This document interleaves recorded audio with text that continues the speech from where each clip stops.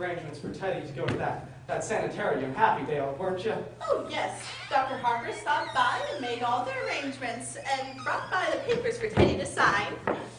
Here they are. Well, he's got to sign them right away. Oh, there's no such hurry as that, dear. Oh, no, now he's down in the cellar, right? Now get him up here. Oh, there's no such hurry as that. When he starts working on the canal, he can't get his mind on anything else. Oh, you see now Teddy's got to go to Happydale today. Oh, Mortimer, how can you say such a thing? Why, as long as we live, we'll never be separated from Teddy. Now, right away, I tell you, now right away. Oh. Mortimer, that's not until after we've gone. Oh, now, listen, darlings, I'm terribly sorry, but I'm afraid I have some frightening news for you. Oh. You see, we've all got to try to keep our heads. You know, we've sort of humored Teddy these years because, well, we thought he was harmless. Why, he is harmless. Oh, he was harmless. He was. And well, that's why he's got to go to Happydale. Why he has to be confined. Oh, Mortimer, why have you suddenly turned against Teddy, your own brother? Oh, well, you've got to know sometime, and well, might as well be now. Teddy's killed a man. Oh, nonsense, dear. There is a body in that window seat. Oh, yes, dear, we know. You know? Yes, of course. But it has nothing to do with Teddy. Now, Mortimer, you just forget about it. Forget you ever saw the gentleman. Okay. Oh, we never dreamed you'd peek. Well, who is he? Oh, well, his name is Hoskins. Adam Hoskins. And that's really all I know about him, except that he's a Methodist. That's all you know about it? Well, what happened to him? He died. And Martha, men don't just get into window seats and die. Of course not, dear. He died first. But, well, how? Oh, Mortimer, don't be so inquisitive. He died because he drank some wine with poison in it. Yes. But how did the poison get into the wine? Well, dear, we put it in the wine because it's less noticeable. When it's in the tea, it has a distinct odor. You put it in the wine. Yes, and I put Mr. Hoskins in the window seat because Dr. Harper was coming. So you knew what you'd done? You didn't want Dr. Harper to see the body. Oh, well, not at tea. That would have been very nice. Now, Mortimer, you know the whole thing. Now, just forget about it. I do think Martha and I are entitled to our own little secrets. Oh, and don't you tell Elaine. And now, Abby, while I was out, I dropped in on Mrs. Schultz. Oh, she's much better, dear, but she'd like us to take Junior to the movies again. Oh, well, we must do that tomorrow, the next day. Oh, but this time we'll go where we want to go. I'm not going to let Junior drag me into another one of those scary pictures.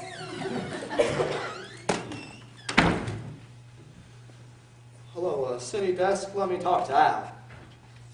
Well, hey, do you know who this is? Yeah, that's right.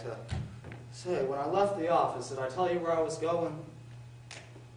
All right, well, it'll take me about half an hour to get to Brooklyn. What time have you got?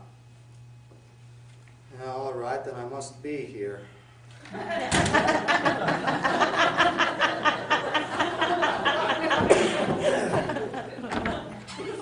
Abby and Martha, get in here. What are we gonna do? What are we gonna do? What are we going to do about what, dear? There's a body in there. Yes, Mr. Hoskins. Oh, well, good heavens, I can't turn you over to the police. What am I gonna do? Oh, well, for one thing, dear, stop being so excited. Oh, and for pity's sake, stop worrying. We told you to forget the whole thing. My dear Aunt Abby, can't I make you realize that something has to be done? Oh, Mortimer, you behave yourself. You're too old to be flying off the handle like this. But Mr. Hotchkiss. Hoskins, dear. Oh, but whatever his name is, you can't just leave him in there. We don't intend to, dear. Oh, no, Teddy's down in the cellar right now digging the lock. You mean you're gonna bury Mr. Hotchkiss in the cellar? Yes, dear, that's what we did with the others. No, I won't let you. You can't bury him. Others? Well, others? When you say others, you mean like other others? More than one others? Of course, dear. And now now let me see. This is 11, isn't it, Abby? Oh, no, dear. This is only 12. Oh, well, I think you're wrong, Abby. This is only 11. No, because I remember when Mr. Hoskins first came in, it occurred to me that he would make just an even dozen.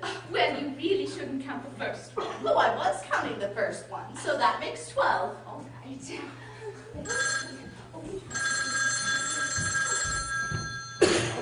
Hello? Oh, hello, Al. My, it's good to hear your voice. Well, anyways, they're all down in the cellar. Well, no, Al. I'm as sober as a lark. I just called you because I was feeling a little parendella. Well, parent? No, you wouldn't know it. Listen, Al, you've got to do a favor for me, all right? George, you've got to get a hold of George, and he's got to cover the play tonight. I can't make it. Well, no, Al, you're wrong. Listen, you just get a hold of George, all right? This is my department, and I'm running it. Okay, now you get a hold of George. Let's see, where were you? 12! Yes, dear, Abby thinks we ought to count the first one, and that makes 12. All right, now, who was the first one? Oh, well, that was Mr. Midgley. He was a Baptist. Although I still think we can't claim full credit for him because he just died. Martha means without any help from us. You see, Mr. Midgley came here looking for a room. Just after you'd moved to New York. And it didn't seem right for such a lovely room to be going to waste. He was such a lonely old man. Oh, his kids and kin were dead, and it left him so forlorn and unhappy. Oh, we felt so sorry for him. And then when the heart attack came, and he sat dead in that chair, looking so peaceful. Remember, Martha? We vowed then and there if we can help another lonely old gentleman find the same peace, we would. So he died right there? Well, how awful for you. Oh, no, dear. Why, it was rather like old times. Your grandfather always used to have a cadaver or two around the house. You see, Teddy had been digging in Panama, and he thought Mr. Midgley was a yellow fever victim. Which meant he had to be buried immediately. Yes. So we all took him down to the cellar and we put him in the lock. Well, now, dear, that's why we said not to worry, because we know just what's to be done. Now, so that's how all this started, that man coming in here and dropping dead? Of course, we couldn't depend on that happening again. So, You remember all those jars of poison that have been up in Grandfather's laboratory all these years? and you know your Aunt Martha's not for mixing things. You beat in enough of her piccalilli. Well, dear, for 1 gallon of elderberry wine, I take 1 teaspoonful of arsenic, and half a teaspoonful of strychnine, and, just a pinch of cyanide. That should have quite a kick. Oh, yes. As a matter of fact, one of the men found time enough to say, how delicious. Well, I really must get things started in the kitchen. Oh, I do wish you were staying for supper. I'm trying out a new recipe, dear. I couldn't eat a thing. Well, I'll be right there, Martha, to help you. All right. Oh, you have to wait for Elaine, don't you? Oh, how happy you must be. Well, I'll leave you alone to your thoughts, dear.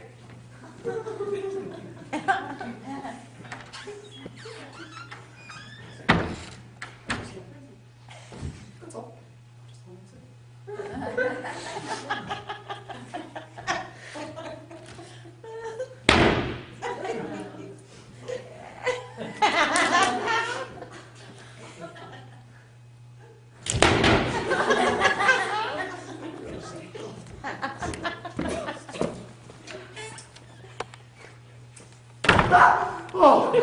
Oh, it's you.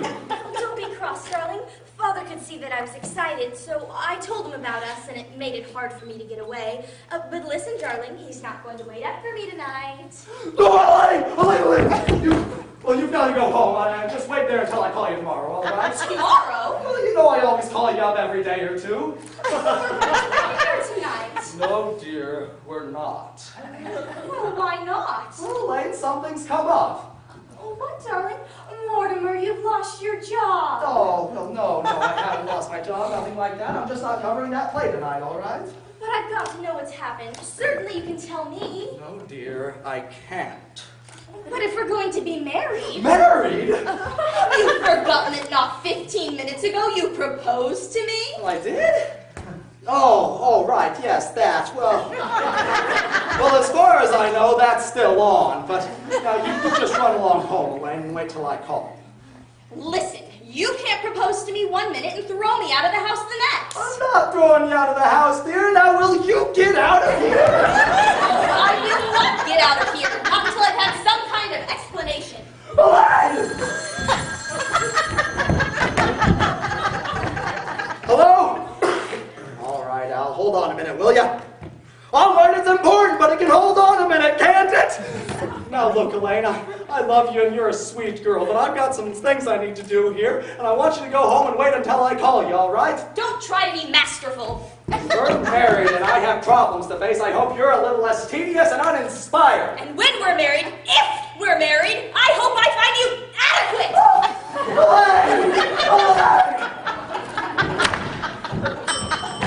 Hello? Hello?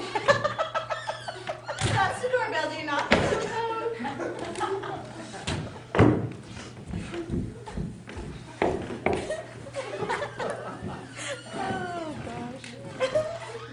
Oh, how do you do? Come in.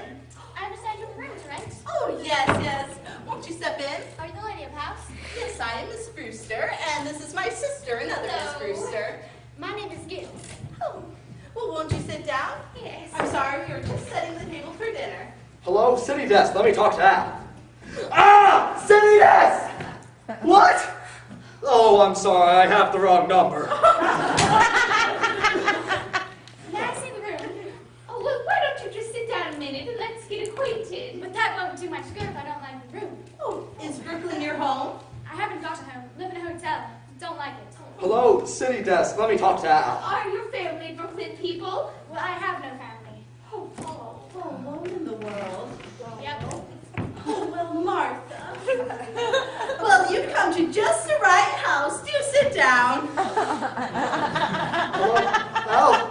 Mort, we got cut off. Listen, Al, I can't cover the play tonight. That's all there is to it. I can't. What church do you go to? There's an Episcopal church practically next door. Well, I'm Presbyterian. Used to be. Well, what's George doing in Bermuda? Well, certainly I told him he could go to Bermuda. It's my department, isn't it? But listen, Al, there's got to be somebody. You got to look around, all right? Is there always this much noise? No, he doesn't live with us. Al, what about the office boy? You know, the bright one, the one we don't like? Well, look around. There's got to be somebody. I'd really like to see the room. Oh, won't you just please sit down first and try a glass of wine? Never touch it. Oh, well, we make this ourselves. It's elderberry wine. Elderberry wine. Haven't tasted elderberry wine since I was a boy. Thank you. But look out. There's got to be some printers around. Listen, the fellow who sets my copy, his name's Joe. He's the third machine from the left. But Al, he might turn out to be another Burns Mantle. Did you ever grown elderberry bushes? No, but the cemetery is full of them. No, I'm not drinking, but I'm about to start. Would you send meals? Oh, we might, but first, why don't you just try a glass of our wine? Mortimer! Oh, Mortimer, not that. Ah! What are you doing? Get out of here! What do you want to be murdered? You want to be poisoned? Do you want to be killed?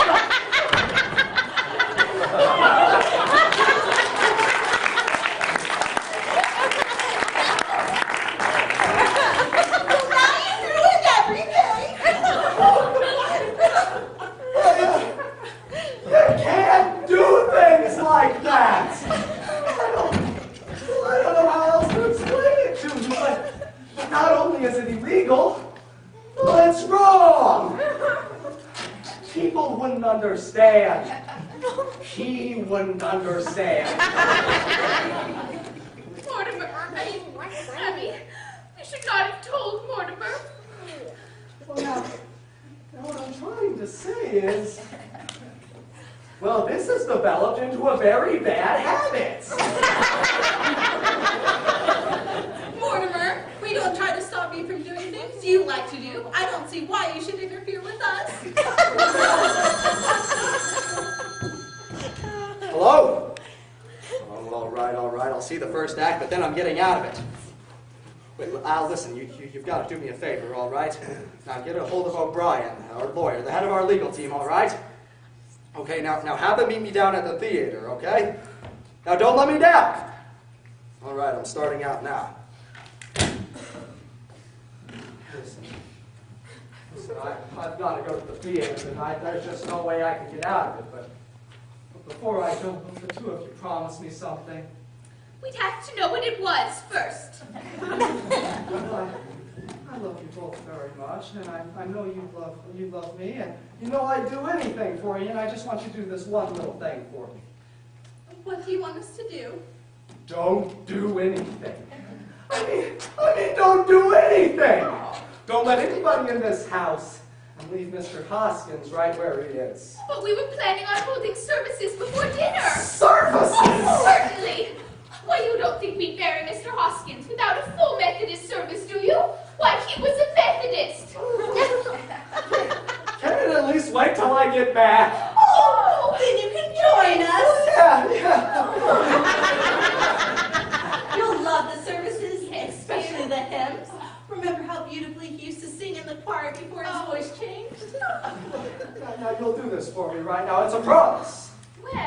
Well, Martha, I think it's the least we can do now that Mortimer's cooperating. All right. Well, all right, Mortimer. All right. Now, have you any paper I can write on? There's a man I need to see. Oh, well, will the stationery do? Yeah, that'll do fine. You know, I can save time if I write my review on the way to the theater.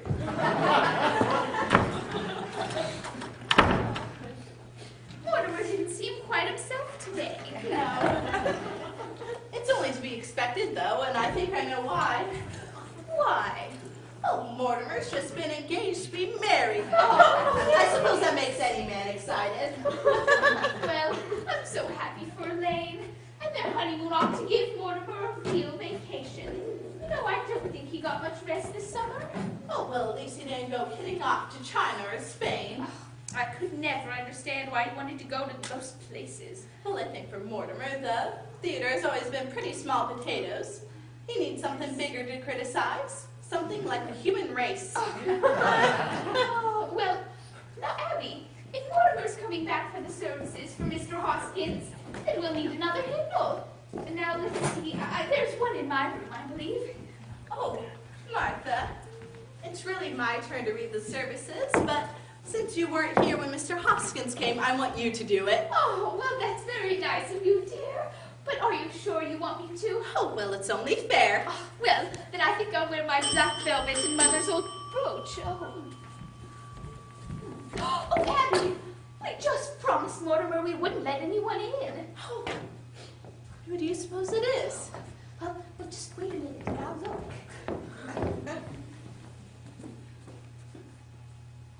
Why, it's two men, and I've never seen them before. Oh, are you sure? Yes. Oh, there's a car at the curb. They must have come in that. Oh, let me look. Do you recognize them? They're strangers to me. Well, then we'll just have to pretend we're not at home.